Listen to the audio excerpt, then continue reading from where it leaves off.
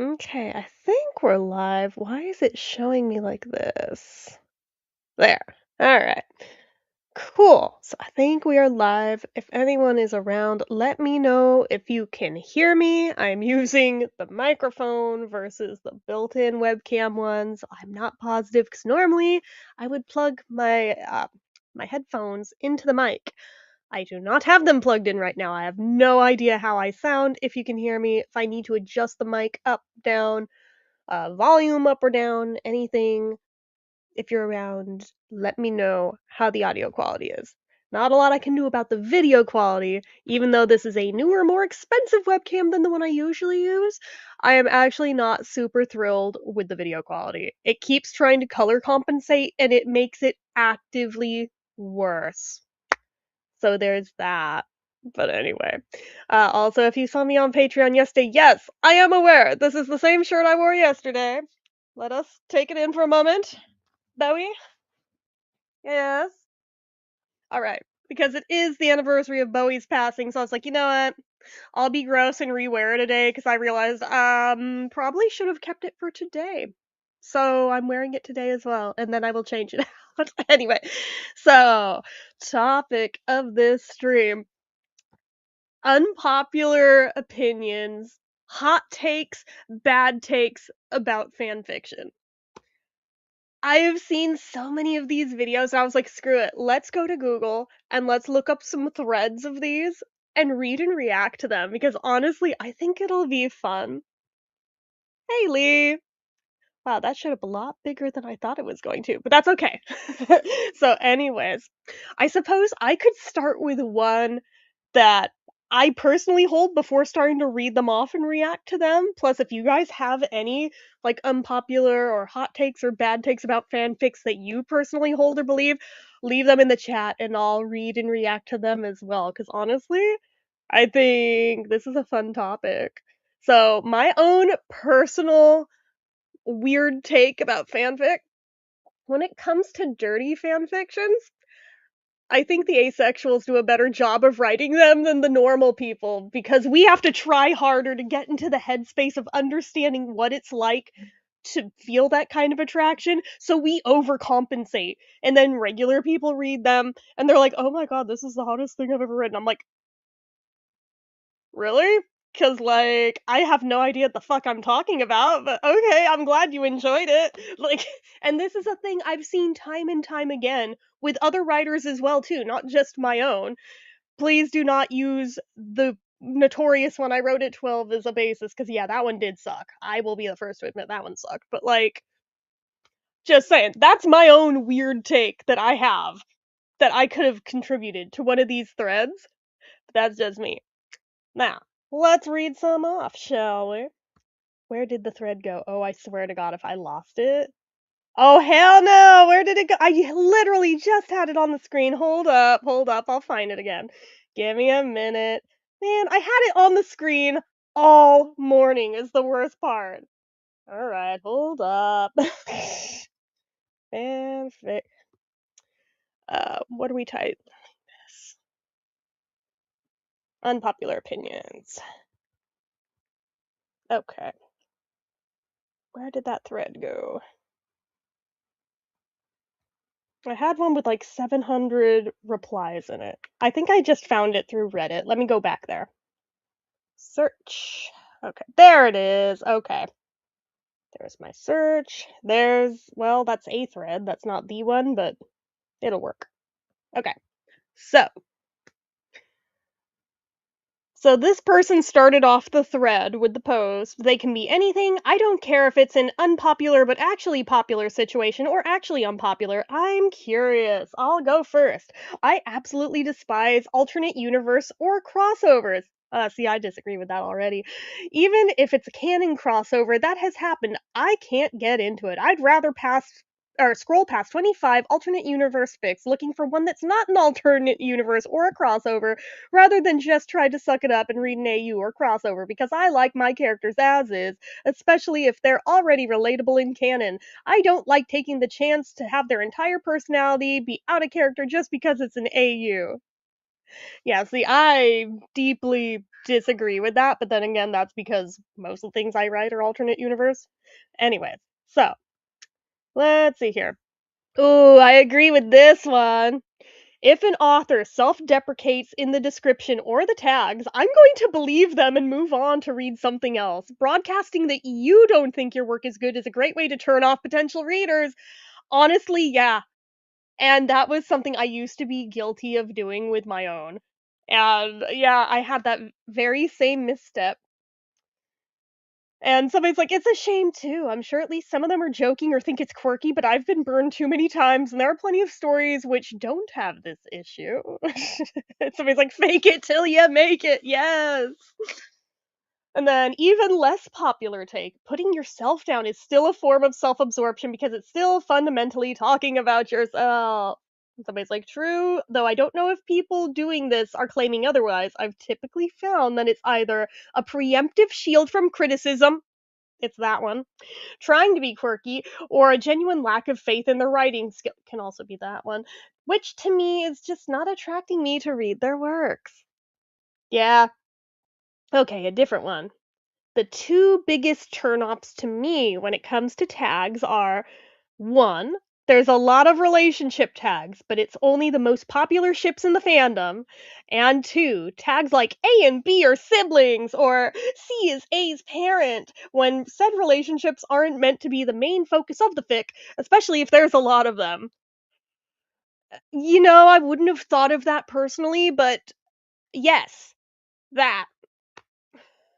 Okay, from another person. Established relationship doesn't automatically make a ship fic boring. I've seen this opinion more on TikTok, but still. Saw someone say if the characters are already together, then what else is there to do in the fic? Expand upon the relationship, develop together, face challenges. The same thing couples do in real world. I understand if it's just your preference to see the Blorbos fall in love, but to straight up disregard any established relationship fic as boring is weird to me, lol. Yeah, I agree with that as well. Because I mean, like, there's a lot of things you can do within those parameters without it being boring. It's only boring if you make it boring, so that's a reflection on the quality of the writing, but anyway. And somebody replied to that with, "I used to think like this until recently. Then I've taken a liking to a rare pair and suddenly couldn't afford to be picky. So I decided to read a super long established relationship fic.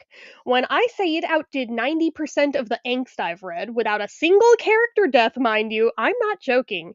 Age gaps, secretly relationships, jealous exes, overprotective relatives, near death experiences. There are just so many ways to make established relationships interesting. The threat of a breakup always looming over a couple who clearly love each other but circumstances are against them are top tier angst.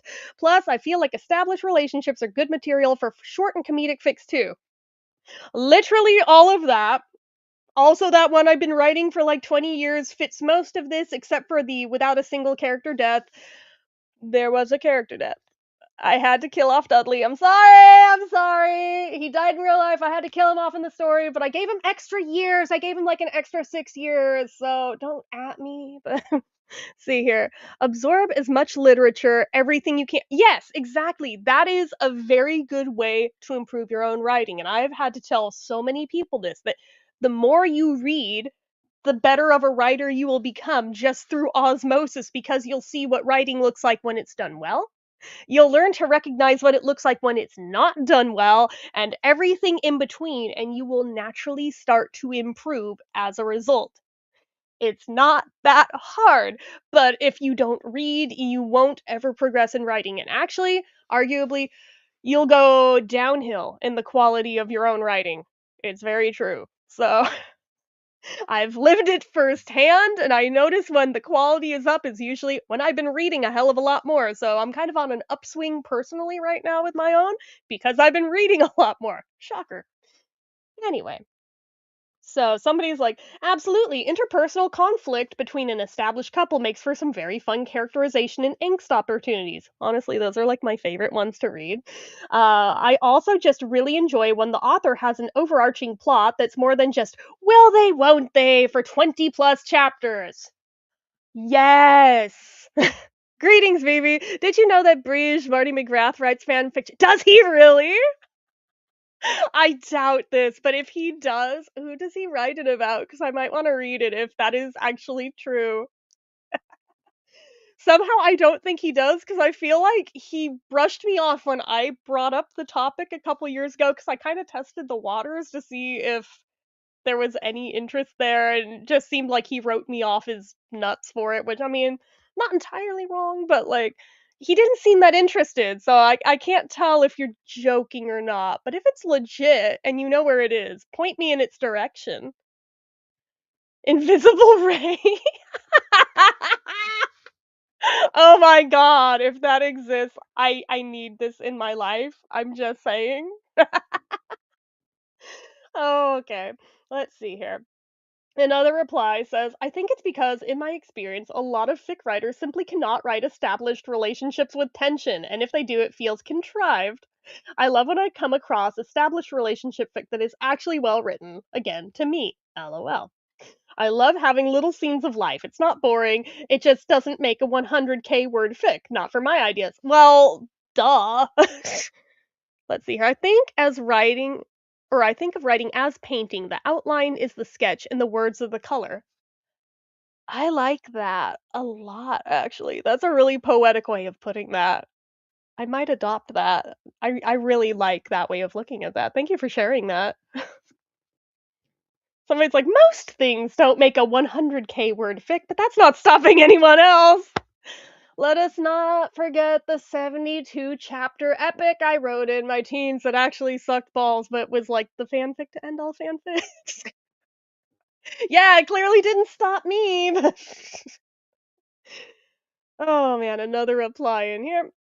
Some of my favorite fics have an established ship facing some external conflict shoulder to shoulder as a tightly coordinated team.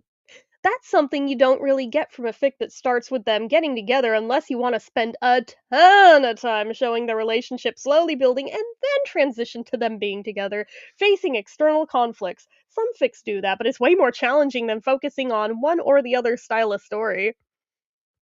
I've done this too, though. And that one that I've been working on for like 20 fucking years is kind of one of those, but also it flip flops between two pairings because God forbid anybody not cheat in this damn thing. So it's complicated, but it's also true to the characters because none of the people involved in this had fidelity as a strong point in their real lives. And yeah, I have no issue with real person fanfic. It is actually my preferred fanfic. So anyway, let's see here. I write almost exclusively established relationship fics. No issues with finding enough angst or tension. They're a battle couple. Lots of banter and explosions. Very fun. Ooh, now I kind of want to know what pairing that is, though, because that does sound fun. A different take. I feel like it's also a thinking that's highly toxic when applied to the real world. I can only imagine the people will think this will also have multiple problems with long lasting relationships in their own life, if, as in, they tend to think they fell out of love just because the honeymoon phase is over and can't get past this moment. Like, you gotta learn that boring sometimes also just means safe, and that challenges in relationships are good and don't mean that the relationship should be over. Fair point, actually. But in terms of making it interesting to read, there's a fine line that you have to walk on like a tightrope to make that interesting and keep it interesting. Because if you just go the safety route, how much of that can you write before people are like, why am I reading this? There has to be some type of conflict, some type of tension, because otherwise, what is the point? You know? Okay, let's see here. Here's one that goes in a different direction. As someone who loves long fics and is currently writing one, 1.2 million words so far. Holy shit. Okay, first off, can we just pause and appreciate 1.2 million words? Oh my god. I should go through Scrivener and like add up all the chapters and see what mine is currently sitting at, because maybe it's something insane like that and I don't even know. Um, People really shouldn't feel pressured to or try to push themselves to write longer and longer fics, especially if they're comparing themselves to fandom bigs or are worried about their fics flopping otherwise. First of all, there is no such thing as a flop fic. You're not making money off of this, and clout is overrated. Secondly, don't be a fandom big. Your private life will thank you. That one. Oh my god, yeah. I have known people who had their lives wrecked because they wrote something that was too popular in a fandom, and then nobody would leave them the fuck alone to, like, just live their life. They were like, "No, you need to write more! I need more of this right now! Right now! Why are you not posting?" And, like, would get all up in their business nonstop.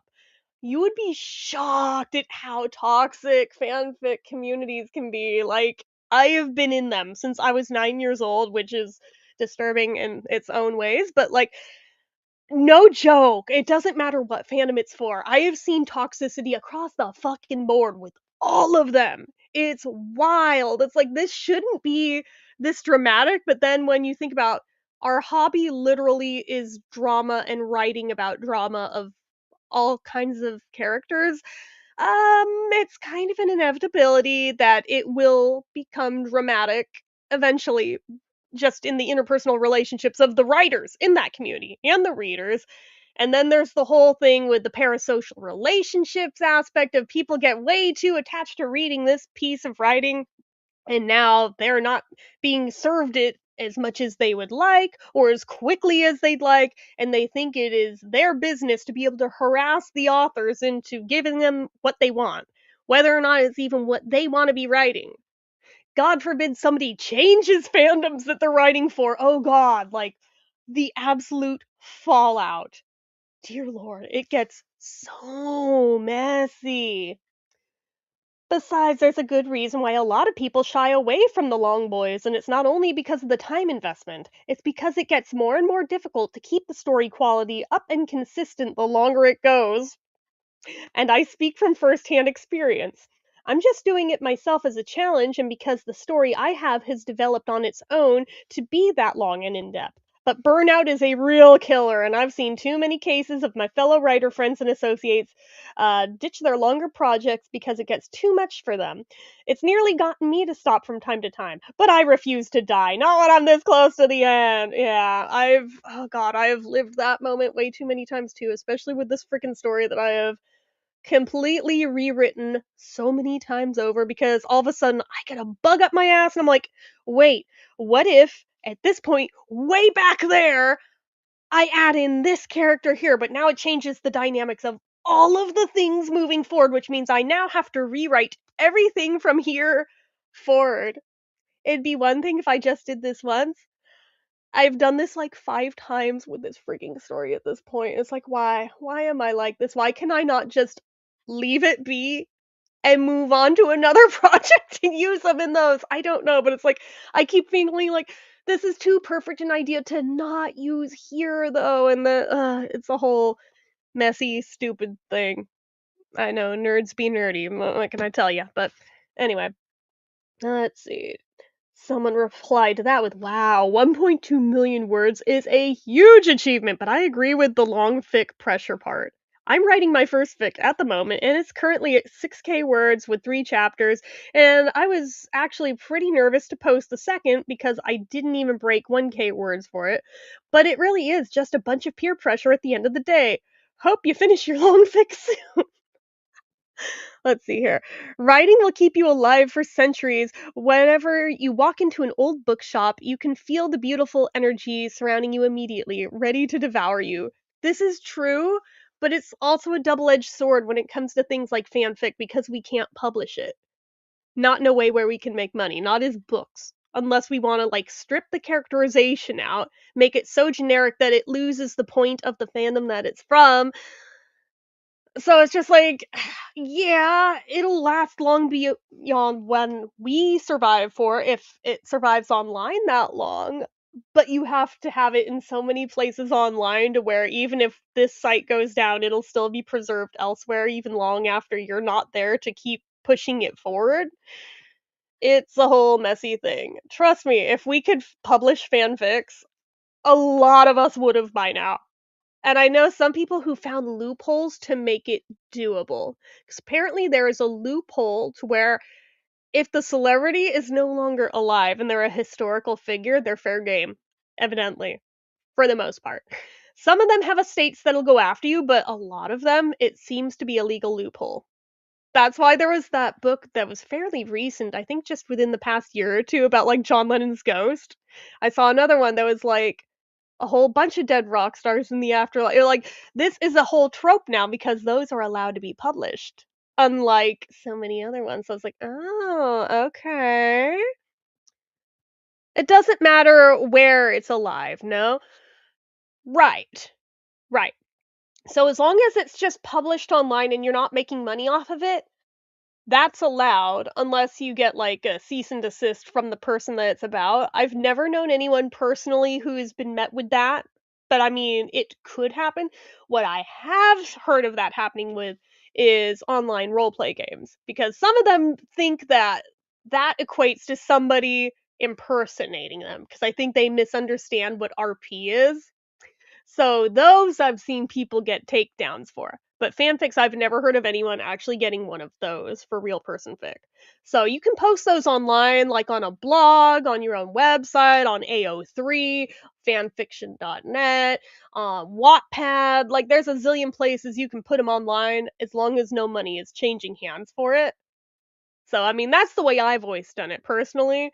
Or like back when Yahoo groups were still a thing, we used to have them for like every fandom you could find them for pretty much.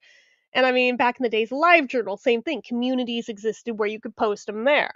Was in tons of those. Um, I think as long as people write it, there will always be places where it gets posted. You just have to know where you're looking for it. Twilight was fan fiction, you are absolutely correct, and all they did was, like, strip everything out of it. So, I mean, it's doable, but you have to have a concrete enough thing to where it can stand on its own, even without the characterization in place. Mine are too oddly specific outside of their fandoms to still work on their own, so it's like, well, for me, it wouldn't work, but I can see where if you have everything just right, you can pull it off. Have you ever considered self-publishing? If I ever had something I could legally self-publish, yes. And I know which sites I would use to do it too, so I'd probably use lulu.com and Amazon Kindle Direct Publishing. So I know how to do it, I know where to do it. I just have to have something worth putting out there. My fanfics are not them, but anyway. I think unless it were something like a very limited run, very much on the down low kind of thing for a very select audience and just like kept very hush hush, really can't get away with doing fanfic. But I've seen like 3 people in the Beatles fandom get away with it because they kept it under the wire enough to do a limited run. I was like, "Damn, alright. Respect where respect is due," but I would not wanna be the one having to answer to Apple or MPL, like, "Oh, fuck that. McCartney's got big lawyers, I don't wanna be on the wrong side of him," so I would never dare publish a Beatle one. I've posted them, and I'm notorious for writing arguably the worst one ever written when I was 12, but, like but, I mean, never in a way that money was changing hands or where it broke a law, so let's see here. Wild opinion as someone who almost writes a or only writes alternate universes. Mine is usually that the most kudos fic in most fandoms are mid to bad, and we should put less stock in kudos entirely. Okay, I think this is specifically for AO3 because the rating system is in kudos. Let someone give you an assignment, a challenge of sorts. That's when artists do their best work. It depends. I mean, I don't know that I'd have enough to flesh out into an entire book that way. I can do writing assignments that are shorter, like article length, and I've ghost written plenty and I've freelanced plenty to make money that way over the years, but I don't think I could crank out an entire book's worth that way. So, that's probably just a skill issue, but it is what it is. But I mean, I know what you're talking about because especially where like art itself is concerned, a lot of the best art pieces I've done were because of, like, those monthly art prompts where they give you a prompt every day, and it's not something I would have thought to draw on my own or paint or whatever the case may be, but it pushed me to do it, and then I'm like, "Oh, actually, I'm super proud of how this thing came out, and this wasn't even something that would have been on my radar." Write a story about yourself. In this story, you, a 19th Greenwich Village poet. Aw, don't do the self-insert thing. No. I got past the self-insert phase. Let's see here. Kudos and hits naturally accumulate as time goes on. People tend to filter by kudos and then read the high kudos fics. Those fics get hits and then accumulate more kudos. Fics written early tend to accrue more kudos, and then having more kudos makes them more likely to continue to accumulate them. It becomes self fulfilling. Yeah. And annoyingly, if you are new to a fandom and want to quickly find some good fics, it's still more efficient to sort by kudos and scroll past the old classic mid-tier fics than any other searching method. I find sorting kudos plus filters better at finding good fics than anything else, despite the problems that occur with highly kudoed fics getting more kudos. Let's see here. In some of my fandoms, a fic will have the most kudos simply because it's one of the oldest in the fandom. It was probably the most well written one at the time, too. And then people sort by those kudos. So they'll see that one first and add their own, and so on. Let's see. Why are John and Paul always homosexual in these fanfiction stories?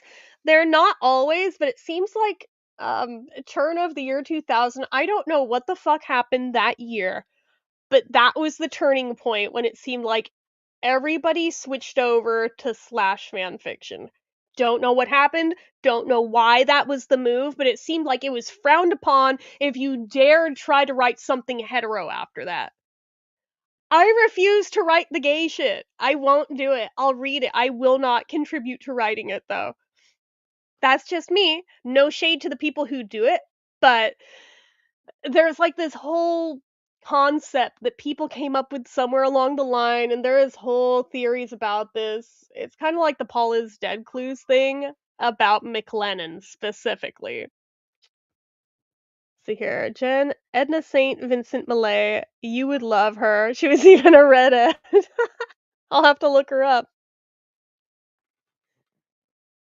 Let's see. Ooh, here's a good one. I hate when I see a one shot that's like 4K words, and then there's like 2,049,793 relationships tagged. Like, be so for real, you're not fitting all those in. Especially when I'm looking through a tag that has like 4 works, and that's one of them. Yeah. Let's see here.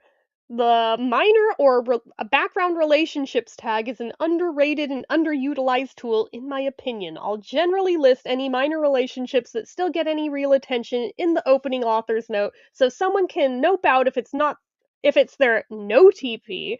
But using that tag helps distinguish which ones are plot relevant and which ones are just kind of there. Ooh, this one I agree with too. I'm bad at summaries is unhelpful, not funny, not quirky, not interesting. Can't think of a summary? Use an early dialogue interaction. A pivotal quote from a character. The prompt or idea you use to write the plot. Give me something. You don't need to figure out how to condense your entire story into an elevator pitch, but you gotta sell it. I didn't think this was an unpopular opinion, but I got jumped last time I mentioned it. I mean, it's a fair point though. And I do see people claim that one a ton. Somebody's like, if you're telling me you're bad at summaries, I will assume, whether correctly or incorrectly, you're also bad at story crafting too. Fair point. I think people overthink it, and they're scared that if they don't do it right, no one will click on their fic. Personally, I've never cared much about my summaries, and they are always very short and straightforward, like X and Y have been friends for 5 years, they finally acknowledge their romantic feelings. I think I keep it boring like this because if I try to make it more fancy or interesting or entertaining or whatever, I'm just going to tie myself into knots and overthink it. And then there's a reply to that one. I mean, the fear that people might not click because of a bad summary is justified, but any summary is going to be infinitely better than I suck at summaries, lol. And your straightforward approach is perfectly functional. Only potential issue I could see would be if the basic premise is somewhat oversaturated in the fandom, and then it might be a good idea to include something specific to your spin on it. Yeah, actually, fair.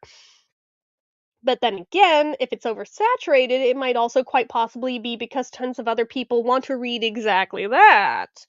I generally try to think of a summary idea while I'm writing and set up a draft to put potential summary lines or prepare the tags because if I leave it until I'm ready to post, I'm definitely gonna draw a blank. Yeah, that's actually not a bad idea to do it that way. Hadn't thought of doing it like that, but I might adopt that. Hmm.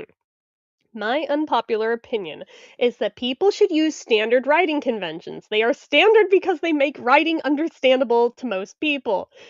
Spelling, punctuation, and grammar issues are not style. They are either bad writing or willful ignorance. I still usually read a fic if the premise is interesting and the storytelling is good, but it loses immersion for me, especially if I have to work to figure out what the hell is being said. Somebody else added, I literally cannot read caps lock. My ADHD just ricochets off of it like a tennis ball. My brain just cannot make sense of it.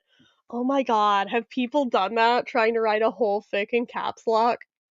Oh god, it would be like Melody, the ew, no, but gross.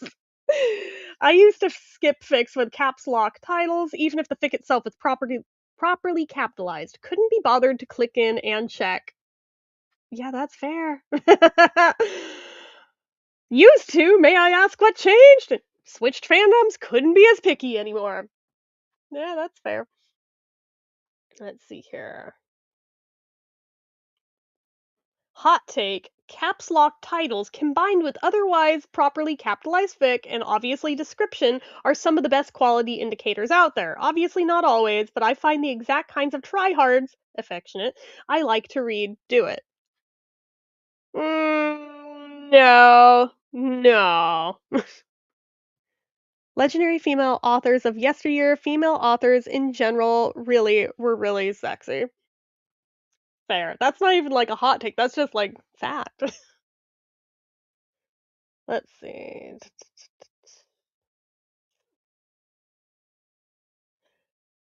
Best thing on AO3 is the no crossovers box. No, I will fight you on that one. I will fight that one. Inaccurate. Somebody's like, yeah, not when your canon has several adaptations and no singular tag, especially since AO3 eliminated all media types. Another added, I hate this so much. The removal of these tags makes the no crossover checkbox effectively useless for these fandoms. This is especially annoying in a lot of anime and manga fandoms, where the anime and the manga are now two different fandoms, effectively, and tagging both makes it a crossover. The fuck were they thinking? Yeah, that's bleak. Let's see, what's this one?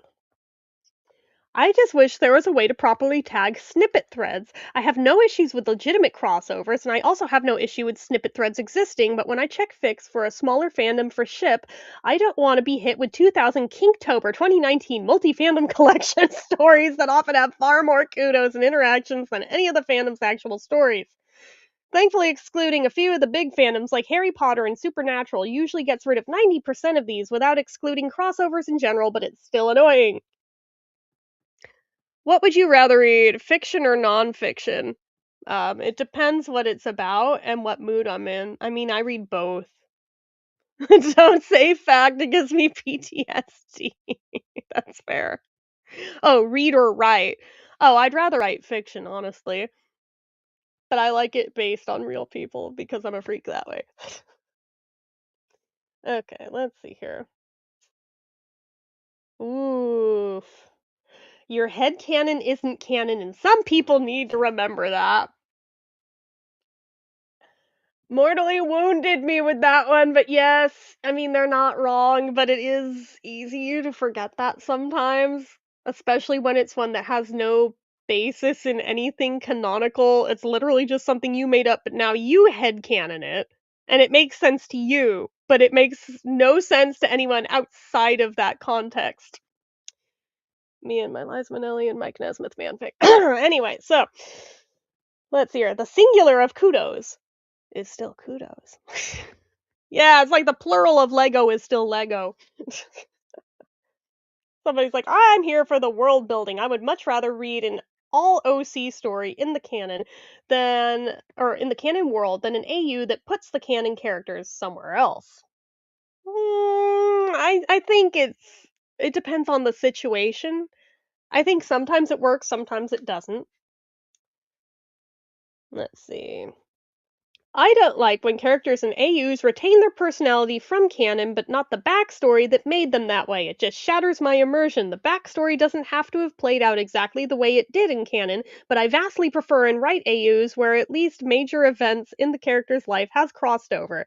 That is my way of keeping them in character. However, I do enjoy a well-written AU that doesn't do these things, but takes the characters in a new direction with their canon personalities. Somebody's like, that's a nature versus nurture thing, though.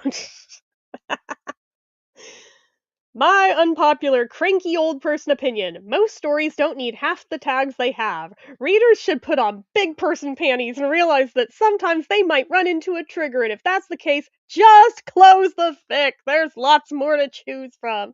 And tags are not the place for dumb author notes like, I wrote this high at 2 a.m. Tags are for story relevant info to help me decide whether or not to open it. I'll agree with it doesn't belong in the tags, but I will still avenge for including them in the author notes. Because I have been that person who has included the author note, I wrote this high at 2 a.m. Somebody's like, I used to have a reader who would DM me, pestering me to include hyper-specific tags, but would invariably still get upset about something not being tagged. Oh my god! I just got triggered by that. I used to have one of these too, but it wasn't even with fic necessarily. Sometimes it was. It was on Tumblr. Just my fucking Tumblr blog. They did this shit over it. It was over the weirdest crap. So it's like, they're like, you need to tag Dudley more because I find his face triggering. I'm like, fuck you, bitch, get off of my blog then. But anyway, I told them I tag based on the AO3 guidelines and then on vibes in the overall fic, and it feels disingenuous to tag for a hyper-specific thing that might occur once or as a passing reference. They again insisted I had to tag correctly or I'd lose them as a reader, and then was annoyed when I said that was probably for the best because I felt like I could never tag according to their preferences and I didn't want them to feel obligated to read a fic they might find upsetting. Oh my god, is it Shelby? It sounds like Shelby. Holy shit. Jem, when you write a story, are you the narrator or are you talking as the subject? It depends. Again, it's like not always a concrete one or the other thing. It depends on the story.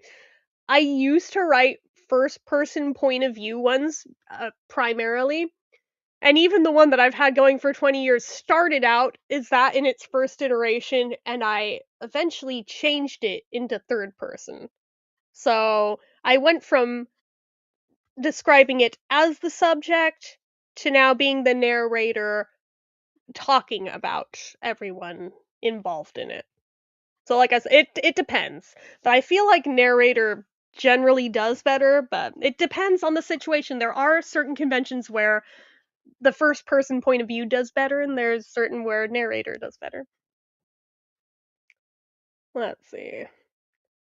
Oh, and then somebody replied, "Do you have examples? I'm very curious what they were asking for." Tagging angst wasn't enough for them. They wanted the specific type of angst. Then they didn't like any passing references to characters having dated someone in the past, no matter how vague. In one chapter, a character mentioned her love interest's previous girlfriends. No angst, no drama, just two people talking about life experiences. This should have been tagged, apparently. I said no, because tagging other relationships because of one line of dialogue in a 180k fic would misrepresent the story entirely. I basically got guilted about it, implying I was knowingly triggering people who had cheating related trauma. Oh my god, it does sound like Shelby, Jesus Christ. Again, there was no cheating. This person just cannot tolerate their OTP ever having so much as thought about anyone other than each other, which also requires ignoring canon. see here. I saw your vid about Steam blocking, and you're pretty much changed over a decade. I mean, I still do craft videos and things too, but I mean, thank you for watching that tutorial. I mean, I think I'm about the same person I've always been. I just cover a lot of different topics on here. I was never just a craft channel. I was never just a music channel. I was never just a review channel. I've always been a lot of different things all at once. So, anyway, let's see. Hmm. Somebody put, I agree, but something in me now wants to search for I wrote this high at 2 a.m. and see what weird ass fix I can find. Yeah, actually, this is a fun thing to do. There was one author in my fandom who has written over 100 fics in 2024 alone, all tagged author is sleep deprived or things to signal to readers that they were not putting in much effort in their work. A year later, I ran into a Discord server for the fandom and found out the whole server has this author muted for these tags and other wilder reasons. Nice. Oh, holy shit. Honestly, I think some of the sleep deprived ones can be some of the funniest one shot fics though. I had one notoriously that was so stupid and unhinged, yet to this day is probably one of my favorite things I ever wrote because it was so stupid. You're a Renaissance woman. That's a good way of putting it actually. I like that. Let's see. I just don't know how people who need that many tags specifically to avoid running into their squicks survive any other medium is my thing. No other form of media telegraphs its contents even half as hard as fan fiction does. Oh, you'd be surprised! The people who live and die by that website Does the Dog Die? It is not just for specifically that title, it is for any and every possible trigger you could even think of under the sun for like every piece of visual media. So actually, there are in fact people who are that sensitive to literally the stupidest shit. Let's see. I despised when people make up lots of their own tags. I get that sometimes a concept doesn't have a tag on AO3 yet, and it really makes sense to just create one. But writing Harry Potter needs a hug, and then, no, really, he really, really just needs a hug, as tags just muddies the water and makes more work for tag wranglers. Just stop. Oh god, AO3 is littered with them. At least they finally roped it into where I think there's a cap on how many tags you can put onto one work.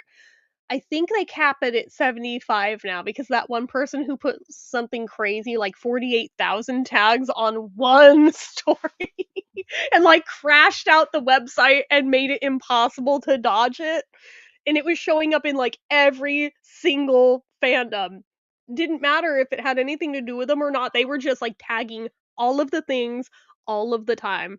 It was wild. They had to change the entire way the site works because of this one person's one fic.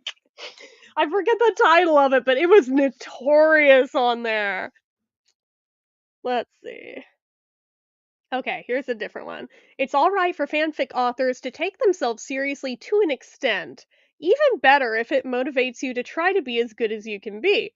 We need to kill cringe culture, which includes the mindset that only fan art or crackfic or self-shipping are valid forms of fan work. People shouldn't be afraid of getting more earnest again about fan fiction. I agree with that actually. Because I think a lot of us get all up in our own heads worrying about, is this too cringe to post anywhere? And then we'll write it, but then we never post it anywhere. Literally guilty of this one so many times over. I still have trauma over that one notoriously bad one from when I was 12 that has never stopped haunting me. So now I'm scared to post anything anywhere 9 times out of 10. It's very rare that I actually post anything anymore. Like, usually I just have, like, one shared Google Drive account with, like, my best friend. We both have, like, our own fanfics on there, but they take place in the same alternate universe, so anything that happens in hers gets reflected in mine and vice versa. So, like, she saved John Lennon from being shot in hers. Therefore, John Lennon is still alive and well in mine, and now John and Yoko are Liza's kids' godparents. Shit like that. So, like, but we're the only two people who see these. So, anyway, let's see here. Self shipping is weird. What the fuck is self shipping? Is it what it sounds like? It may be essentially the same thing as reader insert and many OC fics, but something about it admitting it feels like they're giving away state secrets. I don't think I've ever heard of self-shipping before. What? What? No. I kinda don't get the appeal of ex-reader fanfic. Oh god, yes, I agree with this 100%. I never found them relatable. The whole time I'm like, "I wouldn't do that." The last one I read by accident because it wasn't tagged properly, the reader was eating out someone's armpit like they were in a pie eating contest, which also wasn't tagged properly, so now I'm traumatized. Ew! Why? Thanks. I so needed that visual. Fuck everything. Ew! Oh my god. Somebody else added, "Same. When I'm reading or writing a fic, I'm the audience or the camera person. I am not in the story myself, and I don't wanna be. I don't really care for any reader fics or self-insert. I wanna read about the characters who are already there." How did the fandom get from all Mary Sues are terrible to I will only read Mary Sue's, and if she's got a name, that's too hard for me to project onto? Really, how did that happen? This, even though I'm guilty of one of my characters being a Mary Sue, not a self-insert, but a Mary Susan nonetheless. There is a difference. There is a difference. But oh god, and then the next reply is trying to, like, nitpick this, like, I'm honestly not trying to argue, but is X Reader the same as Mary Sue? I always thought the point of a Mary Sue was that they show up and do everything better than the canon characters do, pilot the Enterprise, destroy the One Ring, etc. Whereas most of the YN characters I've seen just have sex with one of the characters. Somebody's like, they're both self-inserts. Somebody's like, that's not even true on both cases. Many Mary Sues exist without being self-inserts, and X-Reader and self-insert are actually completely different things entirely, given that the former has the protagonist being the reader, while the latter has the protagonist being the author. And then someone replied to that with, the meaning has possibly been degraded over time, but the defining feature of Mary Sue's is that they're self inserts. That's what they are, and quibbling over exactly who is inserting themselves into the role of a flat, deliberately underdeveloped character is kind of missing the point. No, I think this person's missing the point of what a Mary Sue can be if it's done better. Like, I know it's still not as great as like a fully fleshed out OC, but I mean, it happens. Somebody put, I think the big difference is intent. Take this with a grain of salt because I don't really read either. The classic Mary Sue is an author self insert, either consciously or unconsciously, that hijacks the story and is overpowered, the most beautiful or desirable, bends canon characterization because everyone is inexplicably focused on B and the or on be, them, etc. I think it's arguable that by definition, a well written and well balanced OC can't be a Mary Sue, even if they have justified a central role or romance. Incidentally, it might still work for people who imagine themselves in that role. X reader stories, on the other hand, are intended as a slot for the reader to project themselves into. I assume that the author does the same, but it's still a different goal. As opposed to Mary Sue's, it's simply a type and genre of fics, and how well balanced or executed the fic is doesn't change that it's an X reader fic. Protagonists of X Reader fics definitely still can be Mary Sue's, but tendency wise, there seem to be a lot more X Reader fics that are simply this is what would be like if character A hooked up with you versus the epic adventure of how YN single handedly saved canon because they are awesome at everything. Shut up, I feel attacked. Somebody's like, it really isn't. There's a pretty significant difference in whether the author is stroking themselves off or trying to stroke off a hypothetical reader in much the same way that giving somebody else a hand job isn't masturbation, but giving yourself a hand job is. Oh, mic drop. This is a running concern in the malevolent fandom in which two characters share a body and each one has control over one hand. I'm sorry, what? The fuck did I just read? Holy crap. Okay. Let's see. Okay. Here's one. Most fluff bores the fuck out of me. You can, in fact, write fluff with a bit of tension. No, not angst. I said tension to keep it interesting. Yeah, but tension is a slippery slope that turns into angst, and it generally always ends up there with the best of intentions. Oh, I like this reply. Would you say it bores the fluff out of you? I swear to God, if like some evil half gods start wedding planning and baking cupcakes together, I'm out of there. My bitter heart cannot take this. I filter out the tag fluff like it's a serious trigger. Nice. Nice. Oh, shit.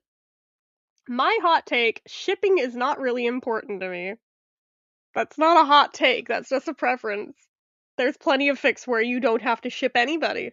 That's the beauty of it. You don't have to do that or have to read it. You just have to look harder to find them because let's be real, like 70% of fanfics are just shipping. Let's see. I hate this trend of turning fanfics into real books. Oh, here we go. Because a big part of the appeal is that they are fanfics in the first place. Most of the time, they're not good enough to be real books with the edges shaved off, and they kind of just lose their soul without the source material and being placed into more generic world, and it's often too obvious to tell who their going original supposes to be. I mean, there's some iffy wording there, but I think we get the gist. But yeah, that was kind of what I was saying before when Twilight fanfic was brought up. You know what else I found out literally this week, though, that kind of also is tied in with that? Meg Cabot, the author of the Princess Diaries series and a lot of other things too, started out as a fanfic author. I was like, did she really? She apparently started out doing Star Wars fan fiction. I'm like, really? Really right now? I knew she was one of us. I always knew there was something about her writing style that resonated with me, and there were certain things that kind of felt a little bit fanfic tropey, but I couldn't put my finger on it. But it felt so validating learning that I was like, oh shit. So that one book of hers, The Boy Next Door, that has like all the Judy Garland references peppered throughout it. Now I'm gonna reread it again like a decade later after having read it the first time, now that I know this and be like, "Ooh, I'm gonna read it through a new lens now that I know she started out as a fanfic authoress." And I'm like, "Ooh, I wonder if she ever wrote any Judy fanfics in addition to that story." I might message her to ask, but anyway, let's see. Epithets are fine sometimes, but there is a limit, and one of my fandoms I read has found that limit and not only driven right over it, but defaults to one specific one for every character that gets on my nerves. Characters are having an extended back and forth, and you don't want to keep using their names? Makes sense, but just throw in a few variants from time to time. I don't need to read the Dutchman, the Briton, the Monegasque 200 times like it's the start of a bar joke. Fair. When the author starts using their professions as epithets, like why are you referring to him as the barista or the book editor? That's just so strange to me. I feel called out. Shut up. I do that. Shut up. With one pairing, I like the fic writers are so wedded to a small list of epithets, and they stand out so much, and it's really distracting. I'm like, I hope they're not talking about me, but they might be talking about me. Oh god, slow burn is extremely hit or miss for me because too many authors make the burn last longer by making the characters horrendously stupid. I love long fic, but I'm very apprehensive about starting a 250k or something one that with this tag because I have been down that road before. I don't want to read 15 chapters of A and B just not being able to communicate like normal people, and I almost always enjoy the fic more when the characters move into an established relationship. Fair. I think I'll touch a 100k, but I'm not sure about 200k. I don't bother opening a fic if it's over 300k. That's valid. I just don't do slow burns when there's a significant number of fics that never get finished across all fandoms, and honestly, I might not be interested enough to read fics in that fandom come 2 years later. That's a very valid point, actually. To be honest, I do not know if this is a truly unpopular opinion because it seems to vary a lot by fandom, but I love original characters. Oh, see, that makes me feel good. And more specifically, original characters as love interests for canon characters.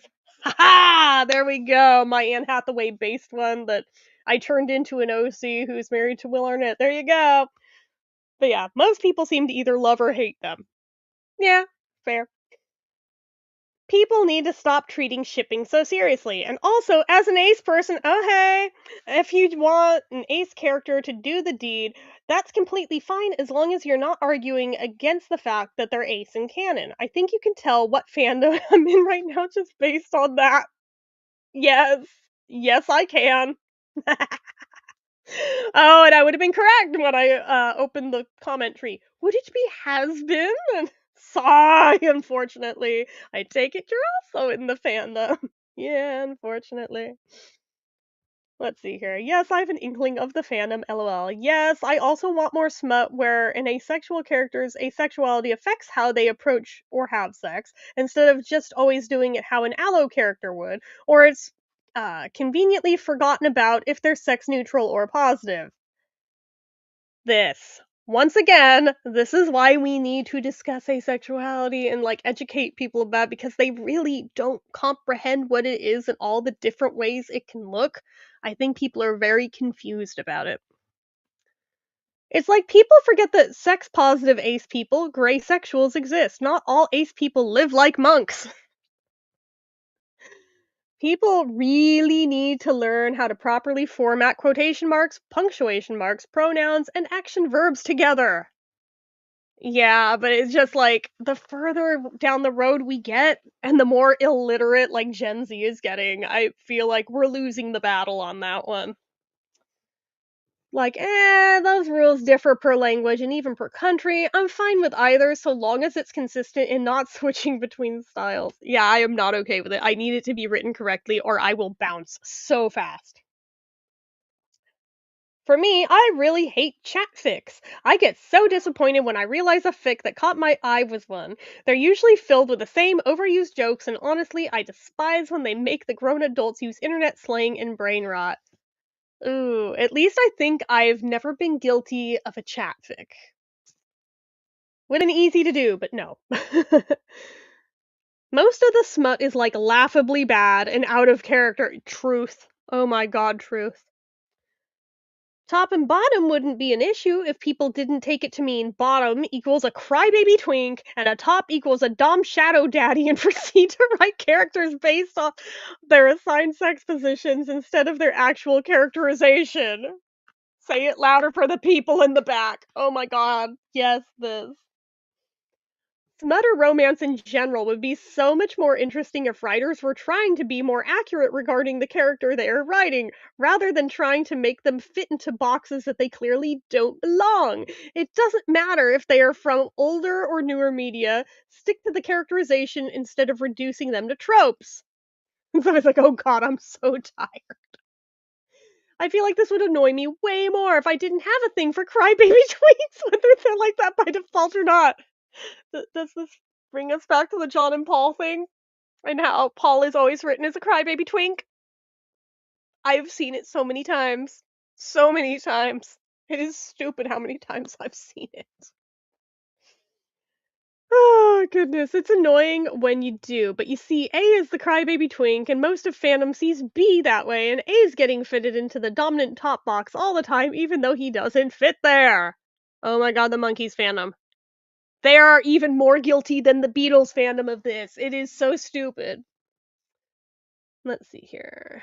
Most traditionally published smut is laughably bad too, though. It's actually disgusting. Yeah. Like, I would argue things I have written in traditionally published books have been written way worse than a lot of fanfics I've read and or written. It's like, why are people so bad at writing smut? I don't even know. I don't even know. Okay, let's see. Mm-mm-mm-mm. I'm kind of fond of fanfics with sloppy writing because I'm a perfectionist myself, and it brings me comfort to know that I don't have to force myself to write the perfect novel award winning fanfic for people to like it. Yes and no. Like, I like that it kind of takes the pressure off a little, but on the other hand, I am always annoyed that it's sloppily written when I put in the effort to not sloppily write. So it's like this. It's great that people without educational opportunities, English fluency, or time for research are allowed to enjoy their passion. Some of my favorite fics have spelling and grammatical errors and the smaller man problem, but the writer's passion and love for the characters make up everything and more. I mean, I feel like they're a good starting place, but maybe getting a ghostwriter to help iron out those issues would really bring it up next level. Oh, what? Okay, here we go. Here's like a take I did not see coming, but okay. I miss bottoms with dicks. Apparently, it's no longer in for male bottoms to have a dick. Doesn't even matter if it's Omegaverse or not. If he's the bottom, he's gotta have a pussy, even when he's not trans. I'm sick of it. Bring back the dicks!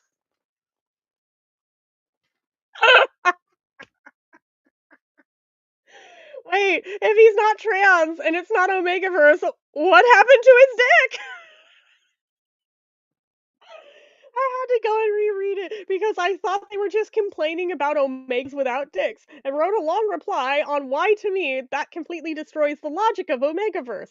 But you're right, that's not even what they said. Are those just untagged trans PWPS where the characters don't pause to ponder the fact that they are trans? Best idea I got. Very odd not to just tag it. I've read short fics where it's not really dwelled upon, and the term trans is definitely not used since we're in the 1700s, but it's still tagged. Okay, I did not see this whole comment thread coming, holy shit. I came across a random smut fic once where the opening few paragraphs were explaining that the MMC had a vagina, but he wasn't trans or anything. He just had a vagina instead, really hammering the point home for ages that it was very important that the reader of this random couple thousand word smut one shot understands this. What the Oh my god, is it the bussy thing? Oh no, the Monkeys fans do that too, and I nope out every time I encounter it. I'm just like, no, can we not? Can we not? Mike Nesmith does not have a bussy. Get over it. Anyway, yeah, that's okay then. Weird hill to die on and ringing some transphobia alarm bells, but I mean, I guess that's next to the best thing to tagging, I suppose, since it still lets you know what to expect before you start reading. I did just remember that I was actually surprised by a character being trans once, but it was kind of a tagged on bonus E-rated chapter of a Fade to Black sex scene. I don't think it was tagged, but to be fair, him being trans had zero relevance for 95% of the fic, and it's well known that a sizable minority headcanon him as trans, and the smut chapter was entirely optional. It's also possible that the E-rated chapter was a separate tagged fic linked at the end, and that's why it caught me by surprise. See, that I feel like is different. If there's like a good portion of the fandom who believe that character is trans, that's one thing. But just randomly deciding in like real person fic that this is a thing, I'm like, wait, why? Unless there's some reason that leads you all to believe that for realsies. Why are we doing that? I don't know. Oh, here it is. Here it is. No, sorry, I meant both. And yes, in one of my fandoms, boy pussy got so popular, it's all there is, and it's got nothing to do with being trans. Never mind that boy pussy isn't even meant to be a real pussy. I mean, I do know that trans guys that adopted the term for themselves, but yeah, that definitely wasn't the original meaning. No, it was not. No, it was not.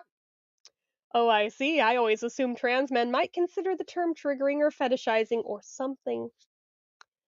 Someone's like, "I'm sure some do. I also know some trans women that like girl dick, and I'm sure others hate it. And I think of those who that do like it, there is probably also a difference if they actually find it hot and would use it in a sexual context, and others that use it more tongue in cheek."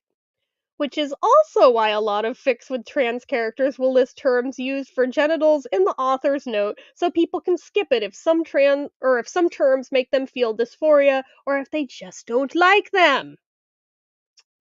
Fair enough. I remember a year or so back, a big drama happened on social media between a bunch of queer and trans romance authors over this term and trope. Short answer is some trans guys find it offensive, some find it hot in the right context, proceed with caution. Okay, but, like, honestly, it just feels weird when it's, like, not based in any kind of anything to lead you to think that is a thing in that fandom. Let's see. Bring back Drabbles/short one-shots, actually. I loved that era. I initially hated it because by nature, my brain wants to write longer stories. But once I got on board with Drabbles, now I have a harder time writing things that aren't Drabble length, which is how I've ended up with this fucked up fanfic that it's a bunch of Drabbles all connected together, not written in order, but yeah.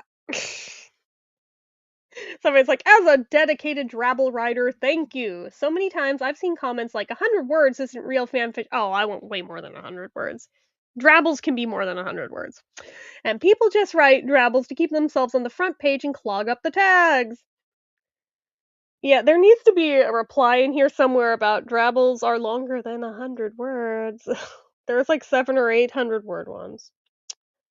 People just update their fics to keep themselves on the front page and clog up tags would be derided as ridiculous, so it's a double standard. No, wait, no, okay, we're not gonna read this.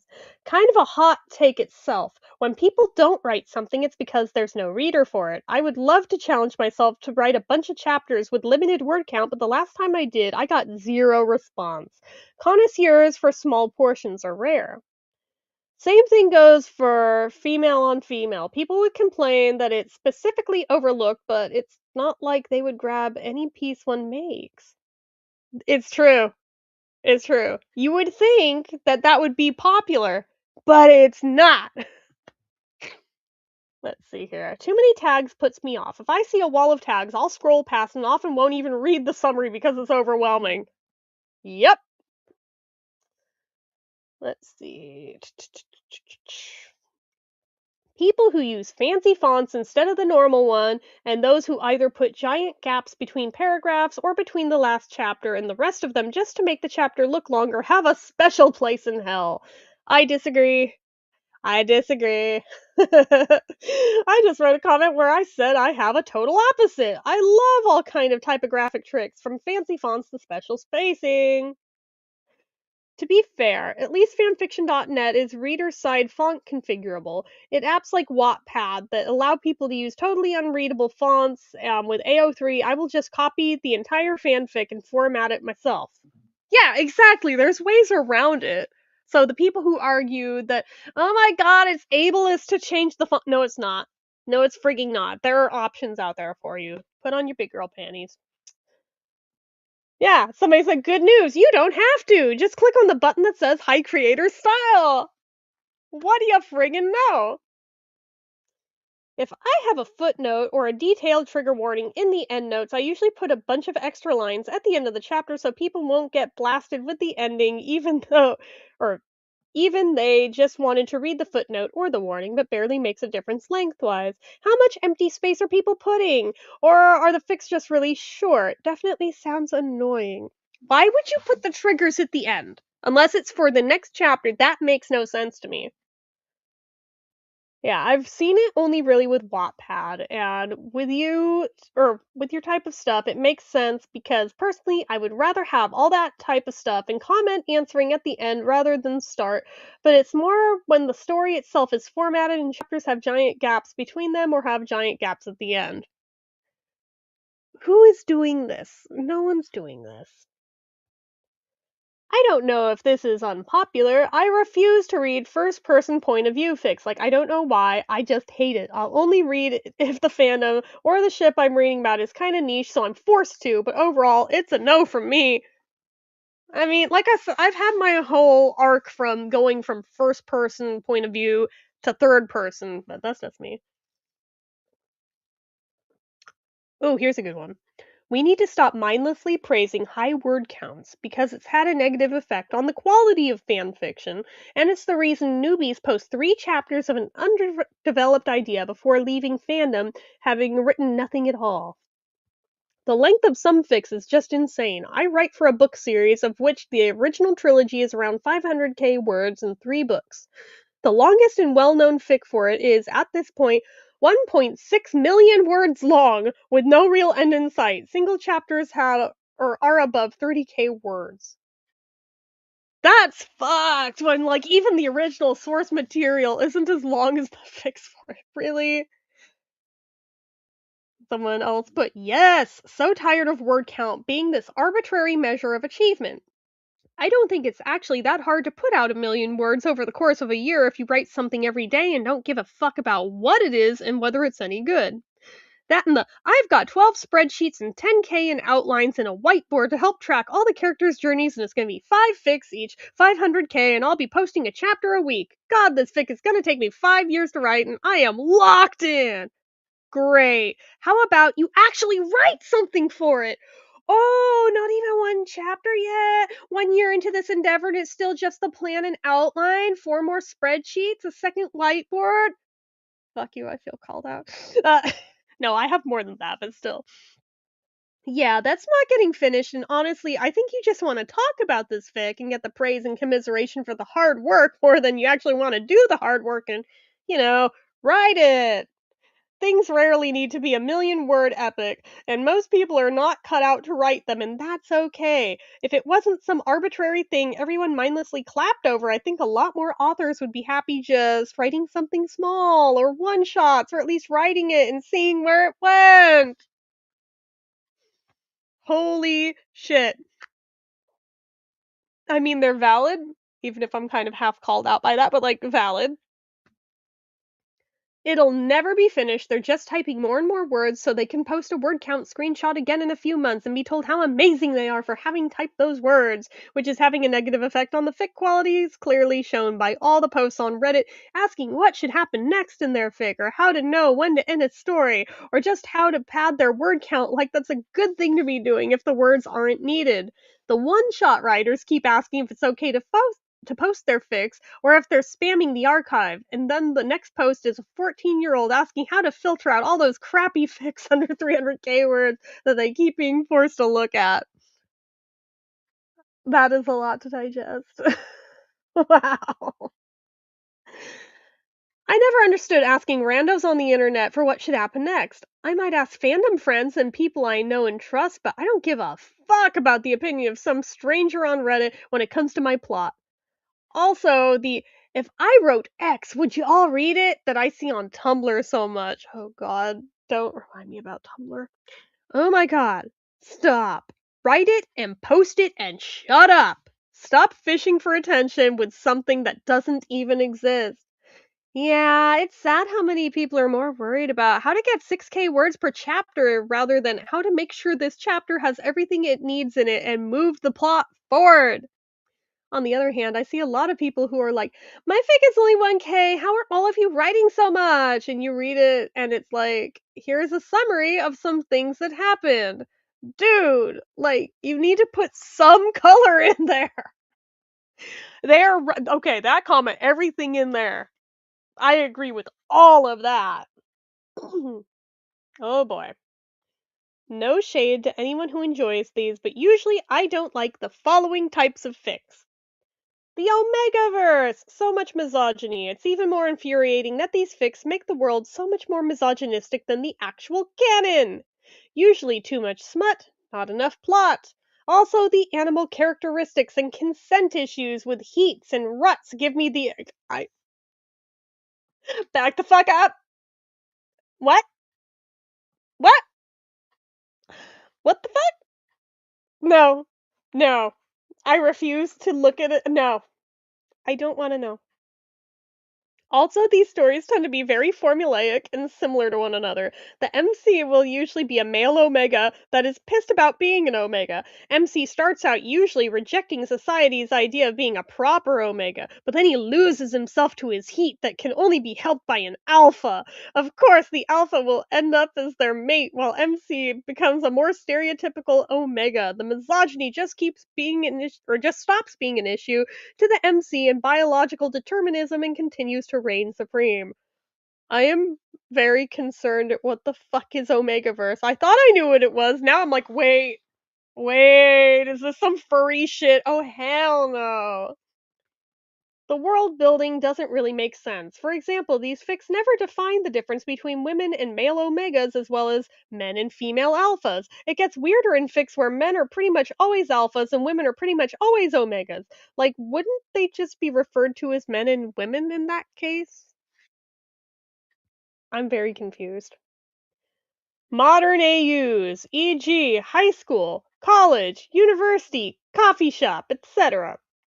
Things like high school, college, university, coffee shop, and other normal settings just feels underwhelming. It strips away all the most interesting aspects that made canon so thrilling to begin with. Holy shit, this. Especially the school ones. There's so much to unpack with that where I'm like, it feels very squick-worthy. Like, why do you want to write about these students so badly? It raises a lot of icky questions. I'm not liking it. OC's self-insert readers, YN. Mostly because a lot of times OC's self-insert readers, YN, don't really contribute to the plot. Plot points that happen in canon still happen pretty much the same way, it's just that these characters just happen to be there and sometimes they say lines or do things that were said or done by canon characters. Also, authors shipping them with canon characters is pretty boring. Also, a lot of the time, authors will have them completely break the world building that canon established with their existence. An example, making their OC a 10th Titan in AOT, or Attack on Titan. It's a real shame because if not for these 3 points above, OC Fix would be so cool. How would a random person approach issues or solutions to plot points in Canonverse?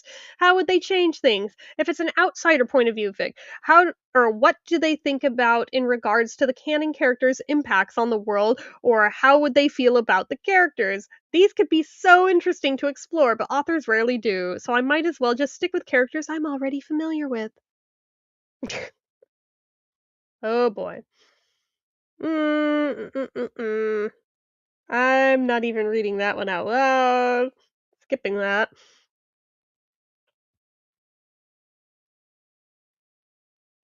Reader insert does not equal OC. Any fic that mixes these two tags, I don't even bother opening it, even if I normally enjoy the genre. I can accept plausible ignorance when both tags are used together. Some writers genuinely confuse a reader insert with an actual character. Fine. But the moment derivative tags like reader has a name, reader has a personality, or reader is not a blank slate appear, that's an automatic mute for me. Those tags already acknowledge the fundamental expectation of reader insert fanfiction, a blank slate meant for reader projection. And somehow that makes it okay to justify blurring those boundaries because their story is special? Tagging such a story as both RI and OC isn't as harmless stylistically a choice to me. It's deliberately blurring two incompatible genre contracts to double dip into audiences, and it ends up irritating both. It seriously irks me. God, yes. And somebody's like, oh, I hate this. Personally, I despise reader inserts, but I love reading OCs paired with a character of the same gender, gimme gimme. A fic using these tags interchangeably? Big nope for me.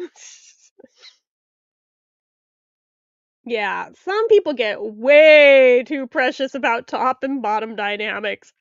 Yes, they do. John and Paul again. Oh, another one is like, I'm not a fan of chapters with huge word counts because either I'm one, not going to get to finish it in one sitting, and I'm invariably going to lose my place and never get back to it, or two, I'm going to end up skimming most of it. This new tendency towards gigantic word counts is off putting to me. I end up skimming through large chunks that add nothing and honestly could have been dumped from the narrative without losing anything. Quantity does not equal quality. I think AO3 should have a tag limit of like 30 tags at most on a story. That would be good because I think on average, the most common amount of tags used is 11, but the average is 17, if I remember right for the stats. So it's like 30 is already pushing it. You get higher than that, it's like, what are you doing?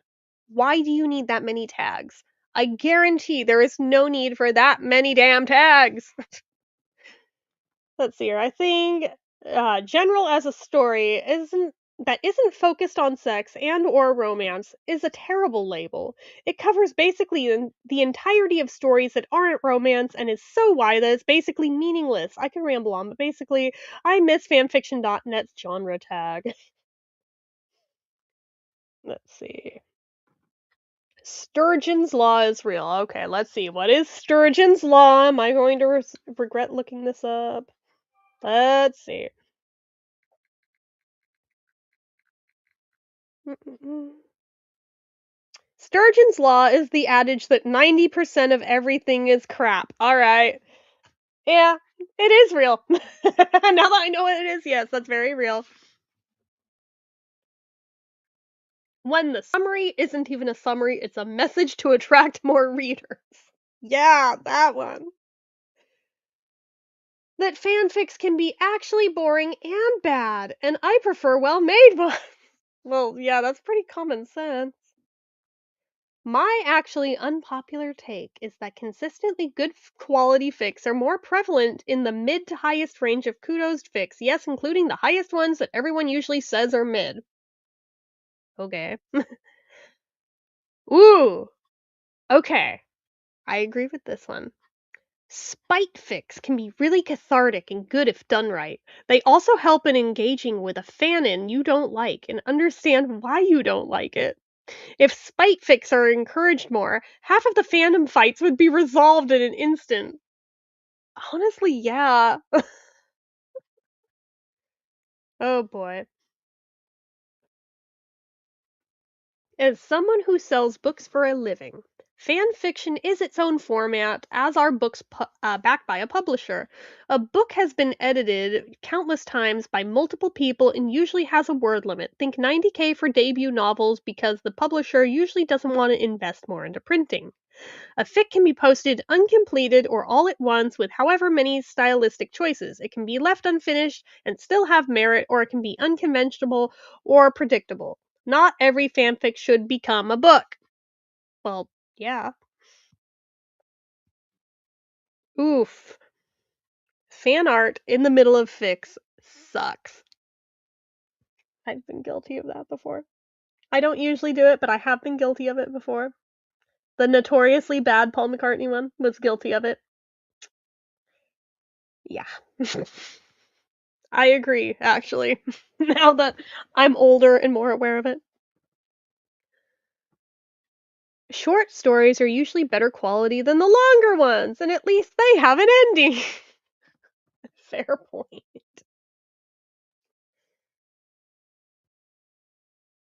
I don't know if this is unpopular or not, but I loathe out of character fics. If you want a character in a fandom to have an altered personality that's against what's in the game, that isn't something that should be achieved through character development. Or that's something that should be achieved through character development. You shouldn't just make a sociopath a really cool dude that's chill and cute and actually a great guy just because you want to. They're a sociopath. Write them as intended, and if you want to make changes or a good guy, and then make a redemption arc for them. It doesn't even have to be ultra realistic. I know they can be difficult depending on the character, but at least try. Yeah, like I don't think that's a big ask. I agree with this one too. If I see a single character say daddy or mommy, I feel an urgent need to peel my skin off like I'd peel an orange, then use that cleaved flesh like a parachute while I plunge into a volcanic caldera. The descent must be slow, else I won't be able to savor the passing. Oh my god, what a way with words! Unless it's their actual mommy or daddy, same.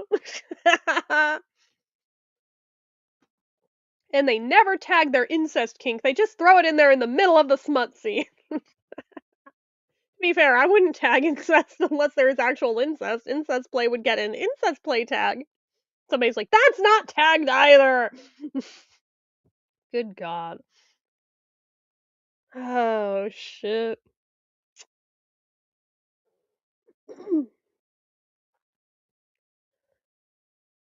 Characters in fics are always going to be out of character to some degree. It's just a matter of how out of character you write them. That's a fair point as well, because I mean, literally by it being a derivative work, no matter how hard you try, it's going to be out of character in some direction. That is a fact. Fight me on it. I get a bit annoyed when people write sneaked. Snuck sounds so much cooler. I also think sneaked is incorrect grammar, but anyway.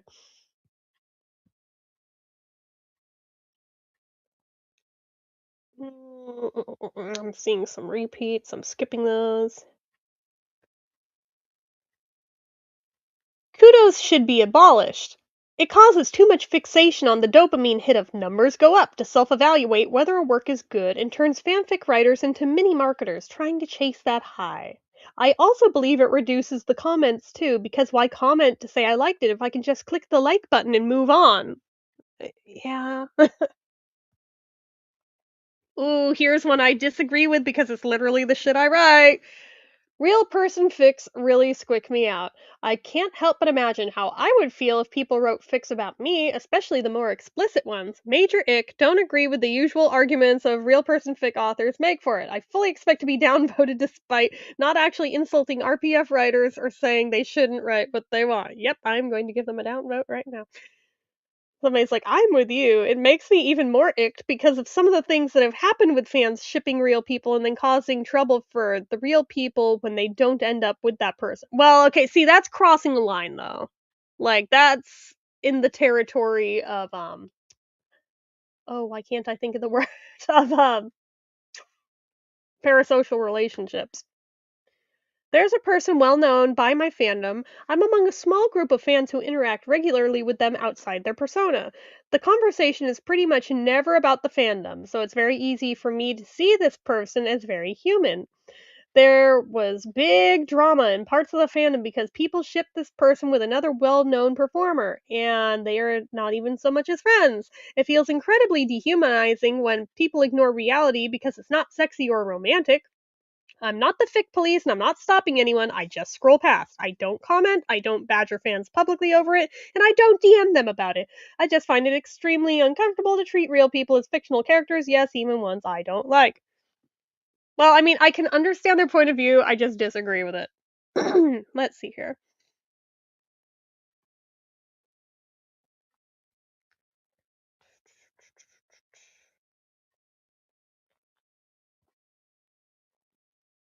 We've already read that one. Read that one too. Shit. We might be hitting the end of this. I genuinely prefer more descriptiveness for settings and actions. I love it when the story engages your senses and immerses you in every chapter and the world and the characters and their thoughts and actions, word count be damned.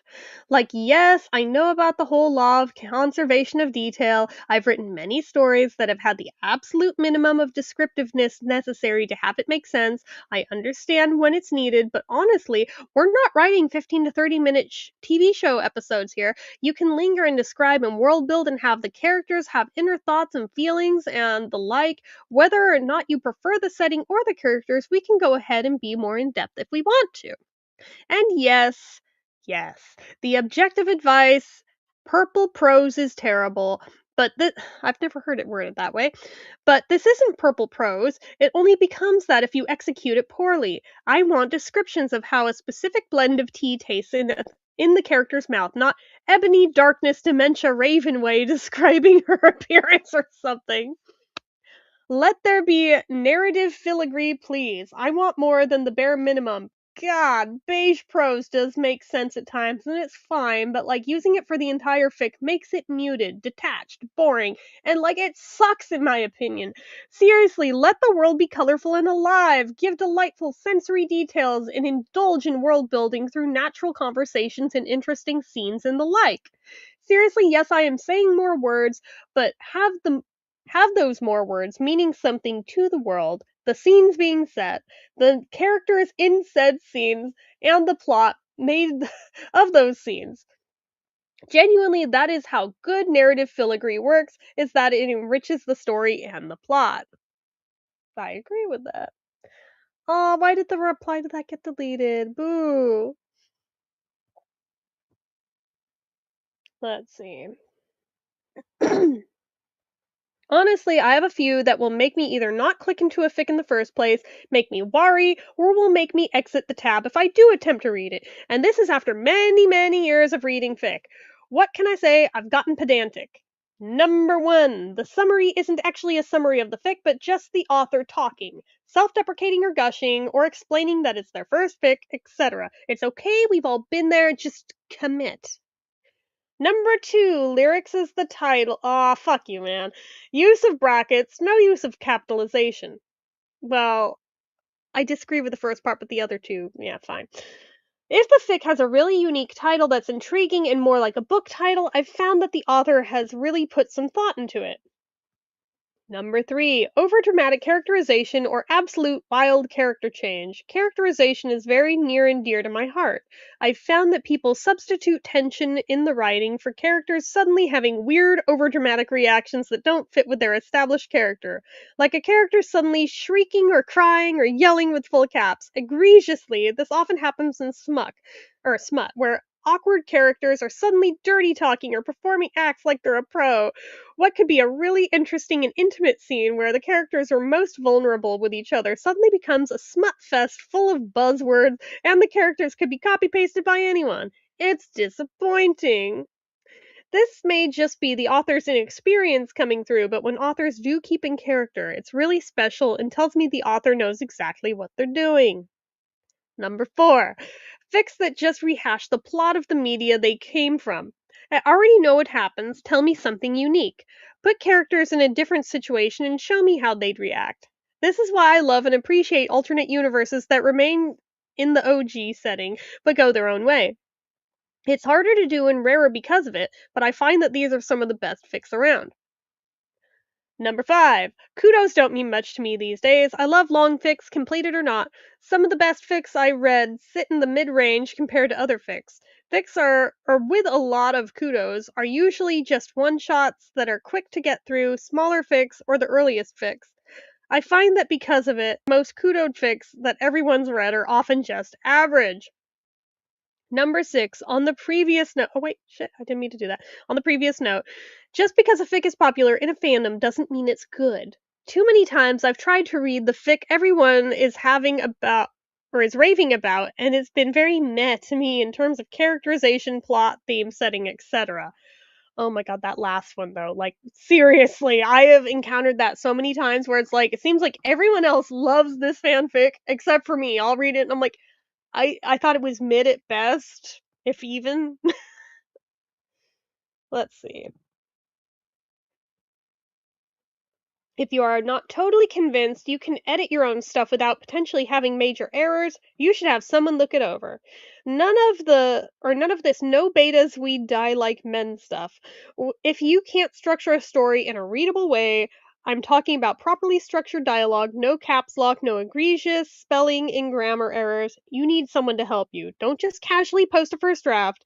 There are literally thousands, sometimes hundreds of thousands of people who won't read something based purely on this count. You're just losing yourself readers.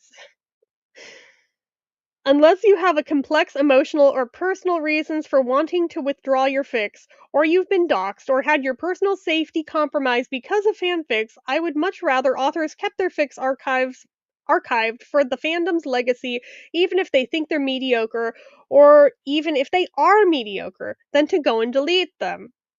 Heck, I wish we still had stuff from before so many FFN categories were wiped out, or fanfics.net categories were wiped out, as well as some of LiveJournal's lost fandom history. Ah, see, this is where I'm like, I've been on the receiving end of trying to wipe shit from the internet, and the internet never forgets. And I'm like, no, no, no, no, no. I think you have the wrong approach here. If they've been taken down, they've been taken down for a reason. Oh, somebody put this is why I like AO3's option to orphan works. If you really hate it and don't want to be associated with it, you can just take your name off of it, but still allow it to exist for the sake of history or fans who might still be interested. See, that I feel like is good. I wish that I can talk, had existed sooner. But I wasn't even on AO3 until maybe about 6-ish years ago.